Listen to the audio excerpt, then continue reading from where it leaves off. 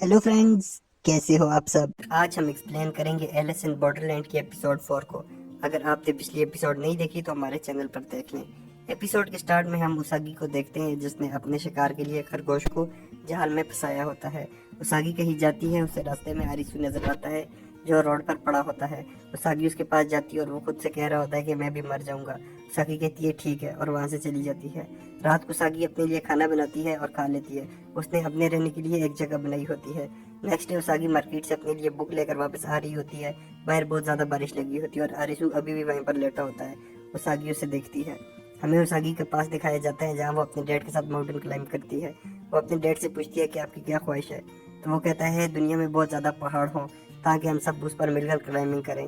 फिर कुछ टाइम के बाद उसागी के घर के बाहर रिपोर्टर होते हैं जो उससे कहते हैं कि तुम्हारे डैड ने झूठ बोला है कि सब माउंटेन क्लाइंब कर लिए हैं। और वो जब अंदर जाती है तो उसका डैड कहता है मैं दोबारा से सारे माउंटेन क्लाइम करूंगा, और वहां से चला जाता है। फिर न्यूज में आता है कि उसागी का डैड वहां कहीं गुम हो गया है या फिर उसने खुदकुशी कर ली है। प्रेजेंट टाइम में हम आरिसू को देखते हैं जो उसागी की जगह पर होता है। उसागी उसे खाना देती है और कहती है कि खाना खा लो। आरिसू पूछता है मुझे क्यों बचाया, तो उसागी जवाब देती है तुम मर नहीं रहे थे तो मैंने तुम्हें जिंदा रहने के लिए अपने साथ लाया है। आरिसू कहता है कि मेरे जिंदा रहने का कोई फायदा नहीं है, मेरे सारे दोस्त मर चुके हैं और मैं मर कर सबसे माफी मांगना चाहता हूँ। उसागी कहती है कि मरना तो है ही, या गेम में या वीजा खत्म होने पर। खाना खा लो। उसागी अपना खाना खाने के बाद एक्सरसाइज पर निकल जाती है। उसागी जब वापस आती है तो देखती है अरुसी वहीं पर लेटा होता है।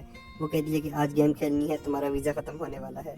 उसागी अरुसी से पूछती है कि डे की गेम में तुमने सबको आवाज देकर सबकी मदद क्यों की थी।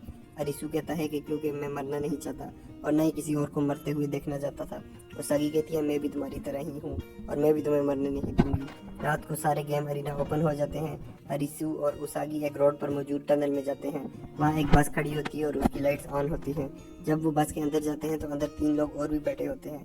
वो वहाँ पड़े हुए मोबाइल उठाते हैं। एक आदमी उनसे कहता है कि तुम लोग पहले भी गेम खेल चुके हो, तो उसागी कहती है तुम लोगों ने भी कितनी गेमें क्लियर की हैं। तो वो बताते हैं हम तीनों ने अब तक मिलकर 4 गेमें क्लियर की हुई हैं। अगर दोस्त मिलकर गेम खेलें तो ये गेम क्लियर हो सकती है। उन तीनों में एक आदमी जख्मी भी होता है। मोबाइल पर लिखा आता है कि ये गेम फॉर ऑफ क्लब है और इस गेम का नाम डिस्टेंस है। इस गेम में दिए गए टाइम पर गोल तक पहुंचना होगा। गेम स्टार्ट हो जाती है और गेम में उन्हें 2 घंटे मिलते हैं। एक या टनल के अंदर किसी जगह पर पहुंचना होगा। दूसरा बस स्टार्ट करने की कोशिश करता है लेकिन बस में पेट्रोल नहीं होता। जो जख्मी होता है वो बाकी दोस्तों से कहता है तुम लोग जाओ, मैं अपने लिए कोई रास्ता ढूंढ लूंगा। सब बाहर आते हैं और रोड पर भागना शुरू कर देते हैं। सब भाग रहे होते हैं और मोबाइल पर डिस्टेंस ज़्यादा होता जाता है। 5,000 मीटर होने पर सब थक जाते हैं और कहते हैं कि हमें कहाँ तक भागना होगा। वहाँ पर आगे पानी रखा होता है। उसागी कहती है क्या पता पानी ना पी रहा हो और ये हमारा टेस्ट हो। वो अपने पाउच में से पानी की बोतल निकालती है और सबको देती है। सब फिर आगे जाते हैं। आगे बहुत सारी गाड़ियाँ खड़ी होती हैं। वहाँ पर एक ब्लैक पैंथर आ जाता है। पैंथर सबके पीछे भागता है और वो सब छुपते हैं। वो अरिसू और उसागी के पीछे भी आता है लेकिन वो लोग बच जाते हैं। पैंथर उनमें से एक आदमी को पकड़ लेता है जो उसे चाकू मारता है और बाकी सबसे कहता है कि तुम सब आगे जाओ। वो आदमी मारा जाता है लेकिन पैंथर बाकियों के पीछे नहीं आता। सब आगे जाते हैं और आगे एक बाइक खड़ा होता है जिसमें पेट्रोल भी होता है। अरिसू कहता है कि मैं इस बाइक को वापस बस के पास लेकर जाऊंगा और बस को स्टार्ट करके जख्मी आदमी को भी अपने साथ ले आऊंगा। अरिसू बाइक को बगैर स्टार्ट किए वहां से लेकर चला जाता है। उसागी और दूसरा आदमी आगे जाते हैं। जब वो 14,000 मीटर पर पहुंचते हैं तो आगे रास्ता बंद होता है और एक दीवार लगी होती है।